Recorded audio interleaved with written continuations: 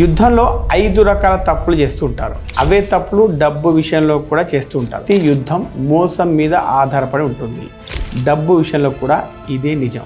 ఎందుకంటే మన చుట్టూ ప్రతిరోజు మనల్ని మోసం చేసే ప్రయత్నాలు చాలానే జరుగుతూ ఉంటాయి. సుంజు ప్రకారం యుద్ధంలో విజయాన్ని కానీ లేదా ఓటమిని కానీ నిర్ణయించేవి 5 ఫ్యాక్టర్స్. డబ్బు విషయంలో కూడా ఈ 5 ఫ్యాక్టర్స్ చాలా బాగా ఉపయోగపడతాయి. యుద్ధం ఆలస్యం చేస్తే అది మన నాశనానికి దారి తీయవచ్చు. అలాగే డబ్బు విషయంలో కూడా పెద్ద శత్రువు ఏంటంటే, మంది ఎక్స్పర్ట్స్ చెప్పిన విషయం ఏంటంటే, మన ఆపరేషన్ సింధూర్ సక్సెస్ అవ్వడానికి కూడా ఈ పుస్తకంలోని చాలా విషయాల్ని మనం పాటించడం వల్లనే అని చెప్తుంటారు. అలాగే ఇరాన్ అమెరికా యుద్ధంలో ఇరాన్ పై చేయి సాధించడానికి కూడా వారు ఈ పుస్తకంలో ఉన్న యుద్ధ కళను వంట పట్టించుకోవడమే అని చెప్తారు. నా చిన్నప్పుడు అంటే నేను 8వ క్లాస్లో ఉండే సమయంలో నేను యండమూరి వీరేంద్రనాథ్ గారి పుస్తకం ఒకటి చదివాను. పేరు గుర్తులేదు. అందులో ఆయన ఒక ఆడపిల్ల కొత్తగా పెళ్ళైన తర్వాత అత్తగారింట్లో అడుగుపెట్టినప్పుడు ఆ ఇంట్లో వారితో ఎలా మెలగాలో, ఒక రకంగా ఎలా యుద్ధం చేయాలో వివరించడం జరిగింది. అందుకోసం ఆయన ఒక పుస్తకంలోని అంశాలను తీసుకున్నాడు. ఆ పుస్తకం పేరు ది ఆర్ట్ ఆఫ్ వార్. రాసింది సుంజు అనే ఒక మిలిటరీ స్ట్రాటజిస్ట్. దాదాపు 2500 సంవత్సరాల క్రితం రాసిన పుస్తకం అది. అయినా ఇందులో ఉన్న ప్రిన్సిపల్స్ ఈ రోజు కూడా చాలా పవర్ఫుల్ గా ఉపయోగకరంగా ఉన్నాయి. ప్రపంచం మొత్తం మెచ్చిన పుస్తకం అది.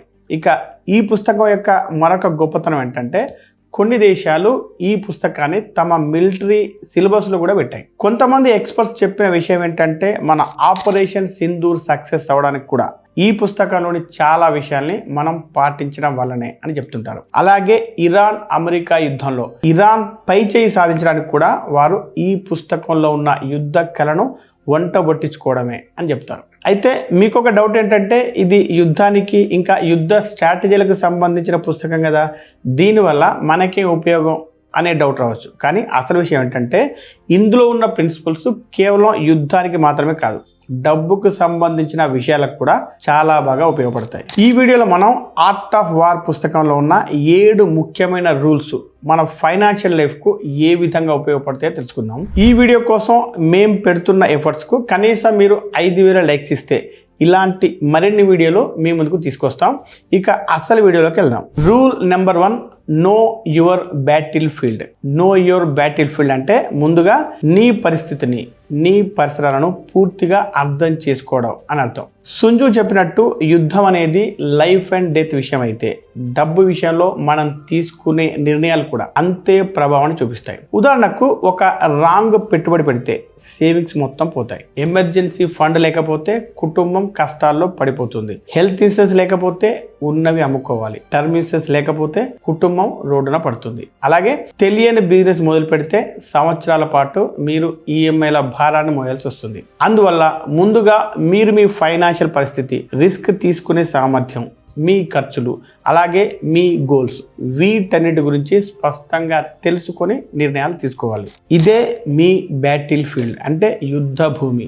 దాన్ని అర్థం చేసుకోవడం ముఖ్యం. ఉదాహరణకు ఐటీలో పనిచేసే రాజు, సురేష్ అనే 2 ఫ్రెండ్స్ తీసుకుంటే ఇద్దరికి నెలకు 60,000 రూపాయల జీతం వస్తుంది. అయితే రాజు తన సంపాదన మొత్తాన్ని ఖర్చు చేసేస్తూ ఉంటే, సురేష్ మాత్రం తన డబ్బును బ్యాటిల్ ఫీల్డ్ లాగా ప్లాన్ చేసుకున్నాడు. అంటే ఎక్కడ ఎంత ఖర్చు అవుతుందో, ఎక్కడ ఎంత సేవ్ చేయాలో క్లియర్గా ప్లాన్ చేసుకున్నాడు. 5 సంవత్సరాల తర్వాత రాజు ఇంకా అద్దె ఇంట్లోనే ఉంటున్నాడు. సురేష్ కూకట్పల్లిలో ఒక ఫ్లాట్ కొనుక్కున్నాడు.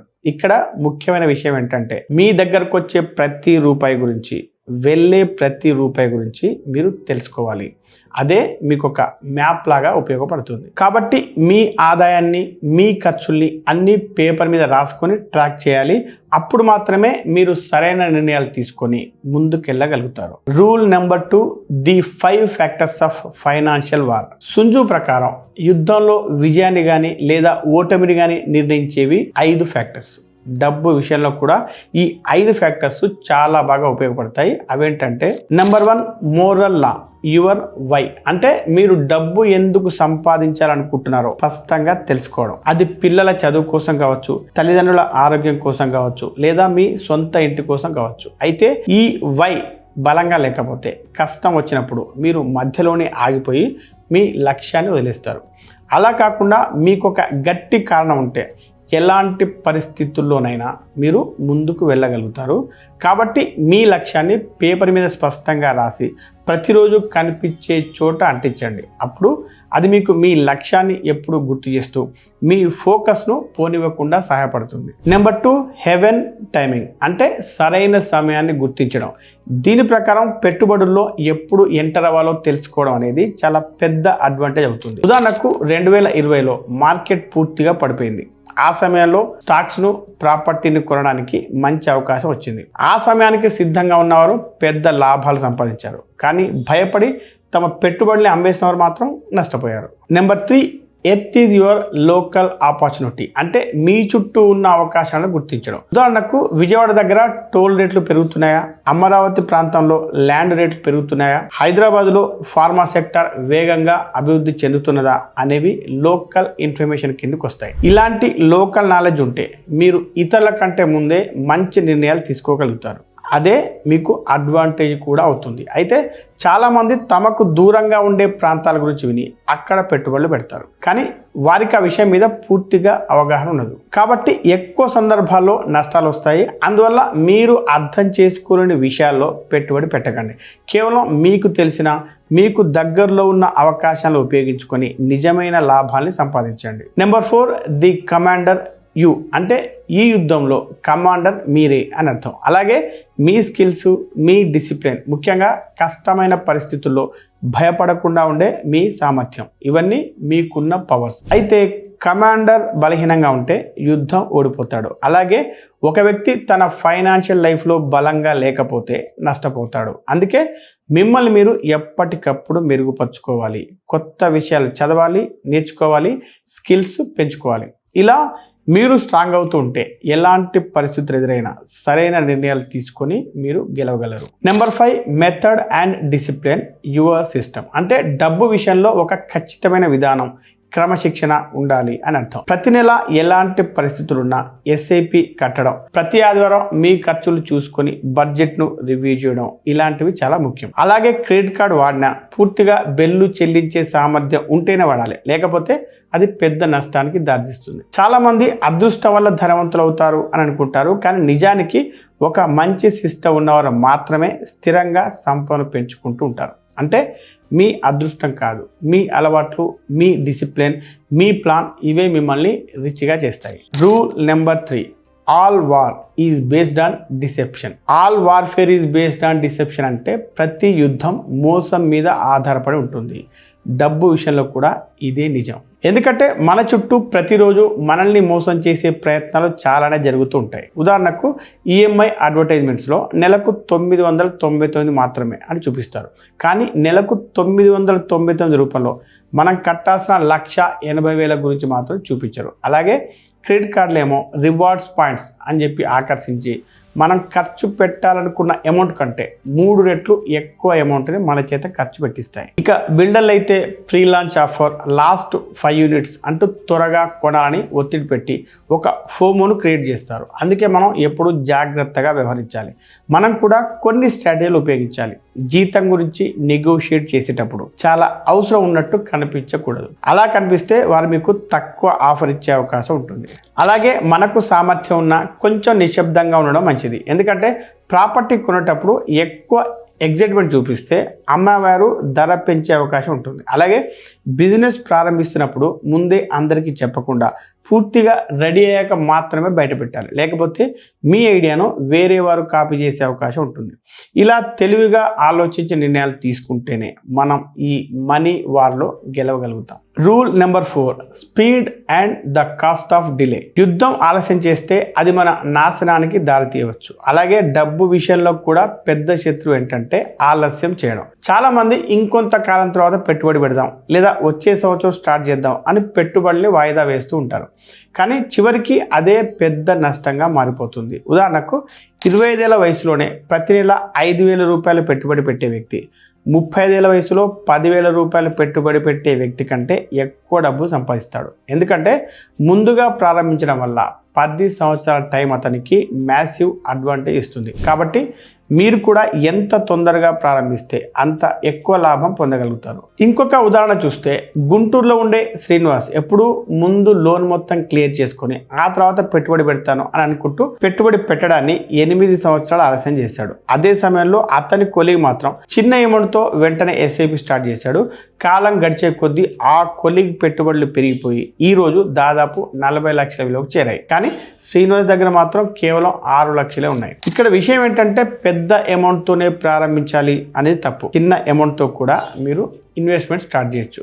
కాబట్టి 500 రూపాయలైనా సరే ఇప్పుడే స్టార్ట్ చేయండి. అది ఎలాగో తెలుసుకోవాలంటే వీడియో కింద డిస్క్రిప్షన్లో ఉన్న నెంబర్కు వాట్సాప్ చేయండి. Rule number 5, attack the weak points, defend your strong points. యుద్ధం చేయాలంటే ముందుగా మీ బలహీనతలను గుర్తించి వాటిని సరి చేసుకోవాలి. అలాగే మీ బలాలను ఉపయోగించి మరింత ముందుకు వెళ్ళాలి. మన ఫైనాన్షియల్ లైఫ్ కూడా ఇదే వర్తిస్తుంది. ముందు మీరు మీ వీక్ పాయింట్స్ ఏంటో తెలుసుకోవాలి. ఉదాహరణకు జీతం పెరిగిన వెంటనే అవసరం లేని ఖర్చులు పెంచుకోవడం, ఎమర్జెన్సీ ఫండ్ లేకపోవడం వల్ల అనుకోని ఖర్చులు వస్తే పూర్తిగా కుదేలవ్వడం, హాస్పిటల్ ఖర్చు వస్తే ఎన్ని సంవత్సరాల సేవింగ్స్ను పోగొట్టుకోవడం, ఇవన్నీ వీక్ పాయింట్స్ కిందికే వస్తాయి. కాబట్టి పెట్టుబడులు పెట్టే ముందు ఈ బలహీనతలను ఫిక్స్ చేసుకోవడం చాలా అవసరం. ఇక స్ట్రాంగ్ పాయింట్స్ అంటే మీకున్న స్కిల్స్, అవే మీకు అసలైన వెపన్స్ లాగా పనిచేస్తాయి. కాబట్టి మీరు ఏ ఫీల్డ్లో ఉన్నా ఎప్పటికప్పుడు దానిలో కొత్త స్కిల్స్ నేర్చుకుంటూ ఉండాలి. ఉదాహరణకు మీరు ఇంజనీర్ అయితే క్లౌడ్ కంప్యూటింగ్ నేర్చుకోండి, సేల్స్లో ఉంటే డిజిటల్ మార్కెటింగ్ నేర్చుకోండి. ఎందుకంటే ప్రతి ఒక్క కొత్త స్కిల్ మీ ఆదాయాన్ని పెంచుతూనే ఉంటుంది. అంటే మీకు పెట్టుబడి పెట్టడానికి ఇంకా ఎక్కువ డబ్బు వస్తుంది. అలాగే ప్రతి అవకాశం మనది కాదు కాబట్టి ఎప్పుడు ముందుకు అడుగు వేయాలో ఎప్పుడు ఆగాలో తెలుసుకోవాలి. రిలేటివ్ చెప్పడని చిట్ ఫండ్స్లో డబ్బులు పెట్టడం, ఫ్రెండ్ హోటల్ పెట్టడని మనం కూడా పెట్టడం, ఇవన్నీ సరైన నిర్ణయాలు కావు. అది మీ స్ట్రెంత్ కాకపోతే అది మీ బ్యాటిల్ కాదు అని తెలుసుకోవాలి. ఇలా తెలివిగా మీ బలహీనతలను సరి చేసుకొని మీ బలాన్ని ఉపయోగించుకుంటేనే మీరు ఈ మనీ వార్లో గెలవగలుగుతారు. Rule number 6, the 5 dangerous falls in money. యుద్ధంలో 5 రకాల తప్పులు చేస్తూ ఉంటారు. అవే తప్పులు డబ్బు విషయంలో కూడా చేస్తూ ఉంటారు. మొదటిది రెక్లెస్నెస్, అంటే వెనక ముందు ఆలోచించకుండా రిస్క్ గురించి పట్టించుకోకుండా నిర్ణయాలు తీసుకోవడం. ఉదాహరణకు మన దగ్గర ఉన్న మొత్తం సేవింగ్స్ని క్రిప్టో కాయిన్లో పెట్టడం, లేదా వాట్సాప్లో వచ్చిన ఒక స్టాక్ టిప్ను నమ్మి పెట్టుబడి పెట్టడం. ఇవి చాలా ప్రమాదకరమైనవి. ఎందుకంటే ఆ పెట్టుబడి తప్పైతే ఒక్కసారిగా మొత్తం డబ్బు పోయే ప్రమాదం ఉంటుంది. రెండవది కోవార్డిస్, అంటే భయంతో ఎలాంటి రిస్క్ తీసుకోకుండా డబ్బును మొత్తం సేవింగ్స్ అకౌంట్లోనే ఉంచడం. ఉదాహరణకి బ్యాంకు 3.5% వడ్డీ ఇస్తుందని అనుకుందాం, కానీ ఇన్ఫ్లేషన్ 6% ఉంటుంది. అంటే వస్తువుల ధరలు 6% పెరుగుతున్నాయి, కానీ నీ డబ్బు మాత్రం 3.5% మాత్రమే పెరుగుతుంది. దీనివల్ల బయటకు చూస్తే నీ డబ్బు పెరిగినట్టు కనిపించినా అసలు విలువ మాత్రం తగ్గిపోతుంది. సింపుల్గా చెప్పాలంటే మీరు ఏమీ చేయకుండా కూడా నష్టపోతున్నారు అన్నమాట. మూడవది హ్యాస్టీ టెంపర్, అంటే కోపంతో లేదా భయంతో నిర్ణయాలు తీసుకోవడం. మార్కెట్ 20% పడిపోయిందంటే చాలామంది భయపడి వెంటనే తమ పెట్టుబడులు అమ్మేస్తారు. దీన్నే ప్యానిక్ సెల్లింగ్ అంటారు.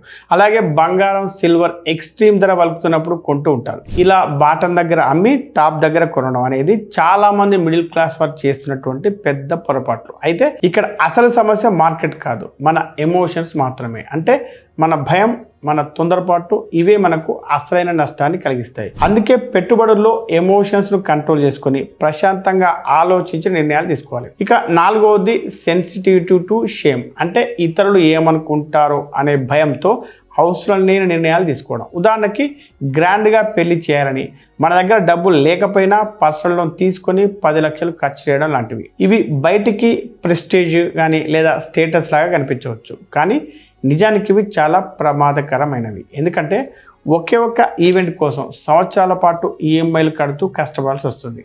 ఇది ఆర్థికంగా చాలా పెద్ద తప్పు అవుతుంది. అందుకే దీన్ని ఫైనాన్షియల్ సూసైడ్ అంటారు. ఇక ఐదవది ఓవర్ కేరింగ్ వితౌట్ డిసిప్లిన్, అంటే ప్రతి ఒక్కరికి డబ్బు ఇచ్చేస్తూ మన ఎమర్జెన్సీ ఫండ్ ఖాళీ చేసుకోవడం. దీనివల్ల తర్వాత మనకు అవసరం వచ్చినప్పుడు కష్టాల్లో పడాల్సి వస్తుంది. కాబట్టి వేరే వారికి ఆక్సిజన్ మాస్క్ పెట్టే ముందు మీకు ఆక్సిజన్ మాస్క్ ఉందో లేదో చూసుకోండి. Rule number 7, intelligence, the use of spice. ఎక్కడైనా పెట్టుబడి పెట్టే ముందు తొందరపడకుండా సరైన సమాచారం తెలుసుకోవడం చాలా ముఖ్యం. యూట్యూబ్లో, ఇన్స్టాగ్రామ్లో ఇన్ఫ్లుయెన్సర్స్ చెప్పిన మాటలు మాత్రమే నమ్మకుండా ఆ రంగంలో నిజంగా పెట్టుబడి పెట్టిన వ్యక్తులతో మాట్లాడాలి. ఎందుకంటే వారి అనుభవం నిజమైంది. అలాగే కంపెనీ గురించి తెలుసుకోవాలంటే స్టాక్ టిప్స్ కాకుండా ఆ కంపెనీకి సంబంధించిన యాన్యువల్ రిపోర్ట్స్ చదవాలి. అప్పుడే వారి బిజినెస్ ఎలా పనిచేస్తుందో అర్థమవుతుంది. అలాగే మీరు పెట్టుబడి పెట్టబోయే నిర్ణయం మీకు పూర్తిగా క్లియర్గా ఉండాలి. ఒకవేళ మీరు ఆ బిజినెస్ని 2 వాక్యాల్లో సింపుల్గా ఎక్స్ప్లెయిన్ చేయలేకపోతే అది మీకు అర్థం కాలేదు అని అర్థం. అప్పుడు మీరు ఆ పెట్టుబడి పెట్టకపోవడమే మంచిది. అందువల్లే వారన్ బఫెట్ పెట్టుబడులు పెట్టేటప్పుడు నీకు అర్థమయ్యే వాటిలోనే పెట్టుబడి పెట్టు అని చెప్తూ ఉంటారు. కాబట్టి మీకు సహాయం చేసే సరైన సమాచారం ఉన్న వ్యక్తుల్ని ఉపయోగించుకోండి. ఉదాహరణకు ఒక సిఏ ఫ్రెండ్, ఒక బ్యాంకర్ ఫ్రెండ్, లేదా మీకు తెలిసిన సక్సెస్ అయిన బిజినెస్ చేసే ఒక వ్యక్తి. వీరితో మాట్లాడితే నిజమైన ప్రాక్టికల్ సమాచారం దొరుకుతుంది. ఇక చివరిగా సుంజు 2500 సంవత్సరాల క్రితమే చెప్పినటువంటి నిన్ను నువ్వు తెలుసుకొని నీ శత్రువు గురించి తెలుసుకుంటే 100 యుద్ధాలు జరిగినా భయపడాల్సిన అవసరం లేదు అనే మాట ఈ రోజుకి పని చేస్తూనే ఉంది. డబ్బు విషయంలో శత్రువులు ఎవరంటే inflation, life style debt, emotional నిర్ణయాలు, అలాగే బ్యాడ్ టైమింగ్. కాబట్టి మీ శత్రువు గురించి తెలుసుకోవడం అంటే వీటి గురించి తెలుసుకోవడం అని అర్థం. అలాగే మిమ్మల్ని మీరు తెలుసుకోవడం అంటే మీ ఆదాయం గురించి, మీ ఖర్చుల గురించి, మీ లక్ష్యాల గురించి, అలాగే మీ స్కిల్స్ గురించి తెలుసుకోవడం. వీటి గురించి తెలుసుకున్న తర్వాత తెలివిగా, ఓపికగా, కన్సిస్టెంట్గా సరైన డిసిషన్స్ తీసుకోవచ్చు. మధ్యతరగతిలో పుట్టడం తప్పు కాదు, కానీ అదే మధ్యతరగతిలోనే జీవితాన్ని ముగించడం అనేదే నిజమైన తప్పు. ఇప్పుడు మీ చేతిలో వెపన్స్ ఉన్నాయి. వాటిని ఉపయోగించుకోండి, యుద్ధం చేయండి, గెలవండి. Be rich, stay rich.